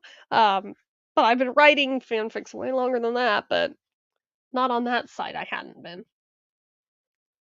Sometimes reading character bashing is funny. Yeah, it is. Let's see here. People who don't read X Reader because that's not what I would do or say don't understand what an X Reader really is. It is impossible to have a completely blank character. If they were completely blank, they would do and say nothing because characters need some sort of internal life, goals, motivation to inhabit and move through the story. An X reader doesn't ask you to imagine exactly as yourself in the story, but to slip inside the skin of a character. Oh, I hate that already, just that wording. Ugh. Inside the skin of a character that's blank enough for you to project some of yourself into, kind of like a character that's half customizable. It also doesn't help that writers mix up OC and reader. If your character has a name and specific physical traits described, they are not an X reader, they are an OC. No. Hard disagree. I hate it. I hate those. I hate them. Let's see. I know I've seen a lot of people trash on poorly written fanfics saying we need better authors and better quality fics, but I think they're good, as in poorly written fanfics shouldn't be shunned and instead welcomed. It shows someone is stepping forward and trying to enjoy themselves and indulge in a potential hobby. Being mean about it just shows your own insecurities, in my opinion, and comes off as childish. I mean, that's a nicer way of looking at it, I suppose. Also, the quality of the fanfic is subjective to each person, much like other forms of art like music. What artist's music I think is trash most likely isn't to someone else, and that's a-okay. Writing style and grammar is bound to change over time. Another thing I see people trash on is modern AU fics or coffee shop fics, but they're really fun. Yeah, no, I disagree. Sorry, I'm one of the people who trashes on them. It's nice to take a real setting and just make it romantic or whatever. Granted, I tend to not read as much of those anymore because I'm in my explicit era. LOLOL. Oh no. Oh, there's big ass hawk outside. Sorry. Some fic is actually bad on a technical level though. Everyone starts somewhere, but I'm not going to read it until they learn how to write. Yeah, no shit. Let's see here. Of course, I didn't mean to insinuate you have to read them. What I was trying to point out is that, yeah, people do start from somewhere and people shouldn't be dicks about it. Fair enough. I agree with everything you said. If we're to be inclusive, we should be inclusive of the authors with less experience, less educational opportunities, and less time for research, too. Of course, I'm not saying that everyone should read their fics, but fanfic space in general should welcome them. Also, I've found some less than well written fics that are very charming in other ways. For some readers, mediocre fics centering around their OTP with their favorite trope can be far more enjoyable than superbly written fic without either. And coffee shop and college AU is a utopian fantasy genre. A lot of them are written specifically to let characters live a happier life in a less stressful environment. It's okay to hate them personally. I don't touch zombie AUs either, but it's unfair to hold them in contempt without even understanding them. I mean, I can see the argument, but they just feel so lazy. Oh no, I've been called out. I don't like Mpreg. Oh no, I am so sorry for starting the genre. I apologize a million times over. It always comes back to the fucking Mpreg. I like gender bending, either the always a girl or boy variety or the turn into a girl or a boy variety. Oh my god. Austere tagging is better than super detailed tagging. I dislike all filed off serial numbers books and I'm wary of their authors. Fair. I think out of character characters are great as long as the story is entertaining and to my taste. Yeah, that makes sense.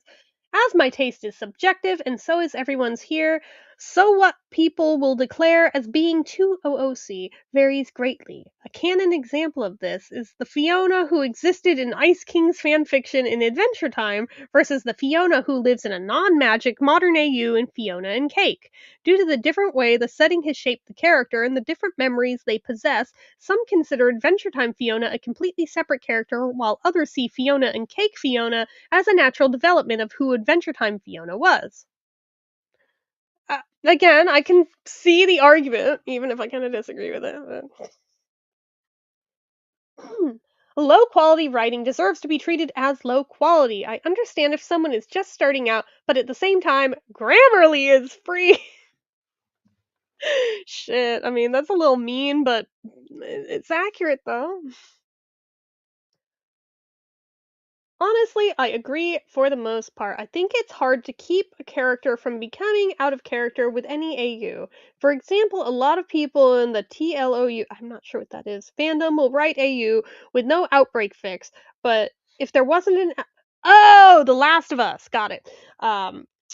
But people will write Joel as a gruff, standoffish old man without an outbreak, but his personality is a product of his environment and worldly conditions, so he probably wouldn't be the way he is if there wasn't an outbreak. I prefer things as canon compliant as I can get them. I also don't generally enjoy crossovers except for canon crossovers. For example, all the Remedy games are connected to some extent, so a fic that's a crossover between Control and Alan Wake can be really great in my opinion. Actually, some of my fave fics are those.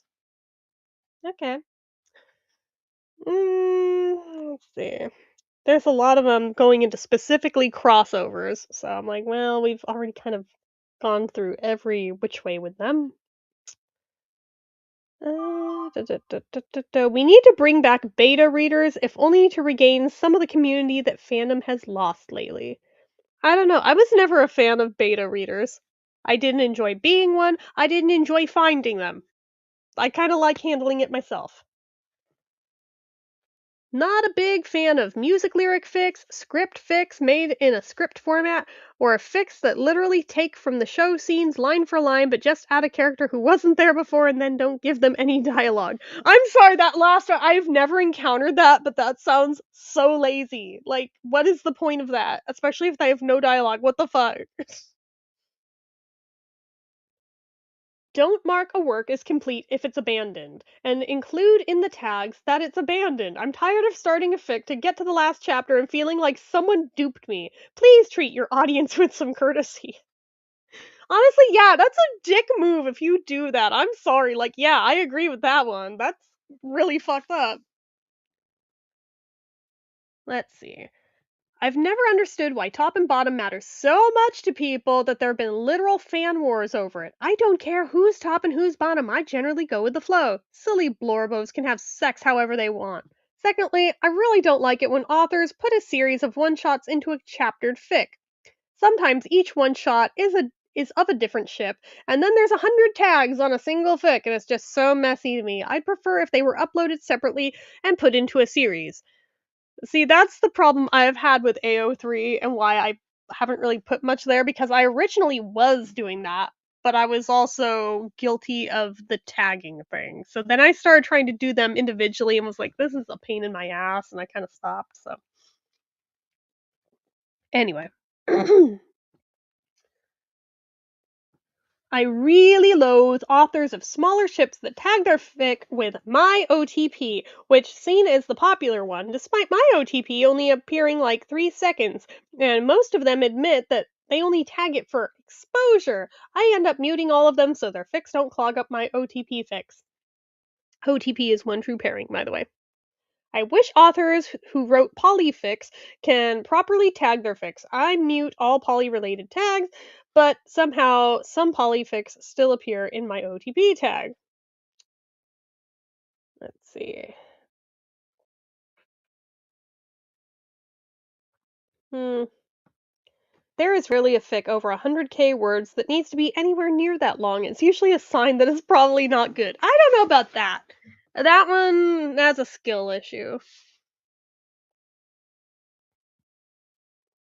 People are so weird about this. It's like if they wanted to read as many words as possible, even if they aren't good words. I die inside a little every time someone posts about their first fic ever passing 250k words and everyone tells them how amazing it is, and then none of us have even read the story. It probably isn't good, but it might have been if they'd made it 20k words instead. I've read some good behemoths, but they are rare. Plot needs to happen, things need to be changing. Yeah, there was one Beatles one. Oh god, what was it called? I think it might have been like with strings attached. Was it with No. What the fuck was it called? It was on the Idle Hands website. No, I feel like it was with strings attached, and that one was like a gazillion chapters long. That one actually was quality and was worth the read, but it took me a long ass time to work my way through that one as a teenager, let me tell you. Let's see. This is so real because the second fic I've ever written when I was like 14 was 240k words long, and I'm certain that it could have easily been trimmed down to like 80k. Let's see. This is to the shipping fic community specifically. Speaking as an outsider, you can prefer male on male because you prefer it. That's good. More media about queer people is good. It is a worthy end in and of itself. Saying it's popular because there aren't enough well written female characters in fiction implies what? That it's a shameful last resort?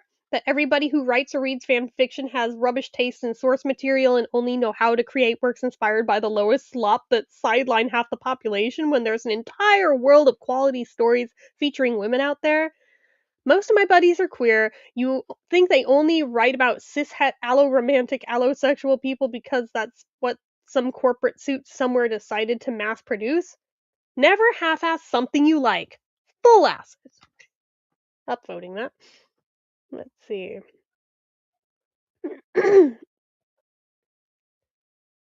What I don't understand when people say, well, the female character or love interest is just boring, so that's why I don't ship female and male. I just think, but you're a fanfic author, aren't you? Why don't you just take this badly written female character and do her justice? Why just throw out the ship for such a reason? There's plenty of boring male characters too if people still ship them and expand on them. If you just like male on male, that's great. That's your thing. But if the only reason you avoid female and male is because the female character is badly written, then I don't know. I find it strange that you can take that character and turn her into something good. And somebody's like, well, if I find a character unappealing in canon, I won't write for them. I won't read about them either. And that's valid. I mean, if you don't like them, why would you? That makes sense. Yeah, that's fair, but you could still make your own female character, though. It just baffles me when people say there are no good female characters in this media, so I won't ship female and male when they could just make their own female characters. But I guess you gotta enjoy OC content for that. Let's see. I think I've said some of these before in other posts, but I'll say them again. LOL. Fanfiction.net has on better average, better stories than AO3. I actually agree with that. In my experience, AO3 is mostly for romance and things similar to that, whereas fanfiction.net has more range in the types of stories it has. I think FF.net's stories are also on average more edgy than AO3 stories, if we don't count dead dove stories and things like that. Oh god, the dead dove stories. If you don't know what dead dove is, it's like usually the rapey stuff. Let's call it what it is. The very first thing I ever read on AO3, it was a Give My Regards to Broad Street fanfic. I had no idea it was going to be that kind of a fanfic. Poor Paul got raped by oh, what's his name? Big Jim, the big guy that's like there for his money because he didn't get the tapes in time. That was my intro to AO3, was that damn fanfic. And I am still haunted by it. It still lives rent free in my head. It was so bad. And yet it was the train wreck I couldn't look away from. I was like, why? Why would you write this? And just the further in I got, the worse it got. I was like, holy shit. I mean, on one hand, my first fanfic genre I really took off with in the Beatles fandom was the Paul in Pain genre, which apparently is still going strong to this day. I don't think I realized going in it was gonna be like this though, and I was like, oh holy shit, what? What?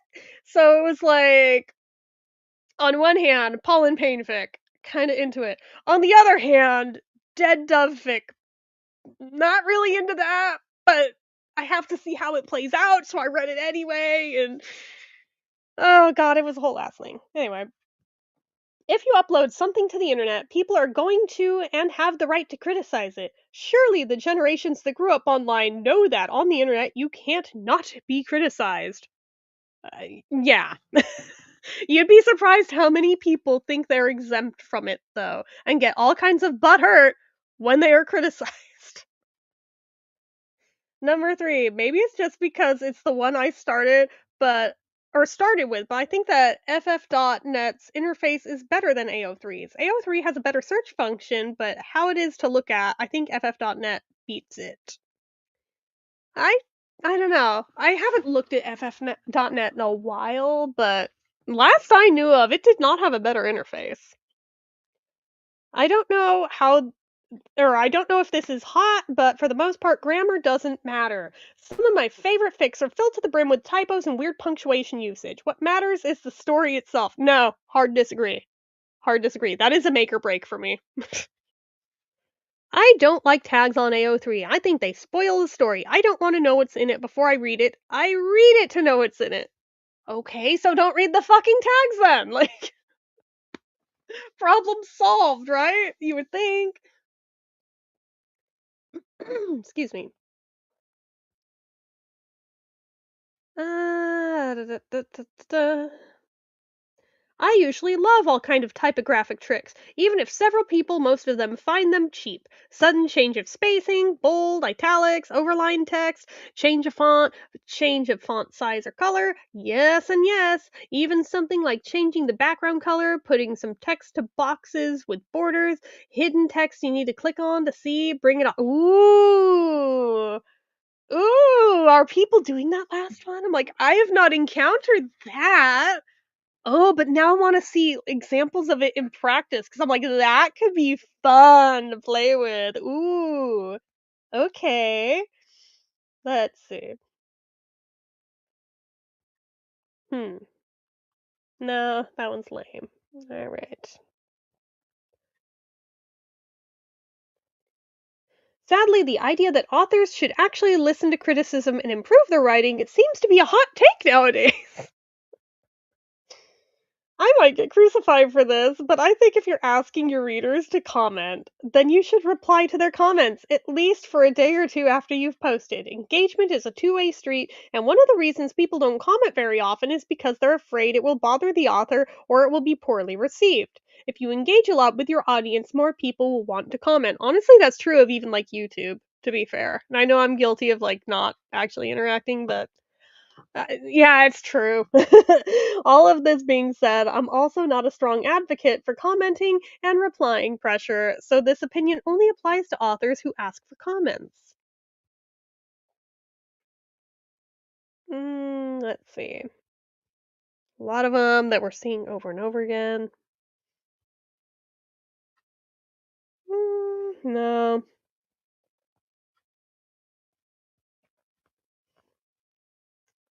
Yeah, this is getting very repeaty at this point.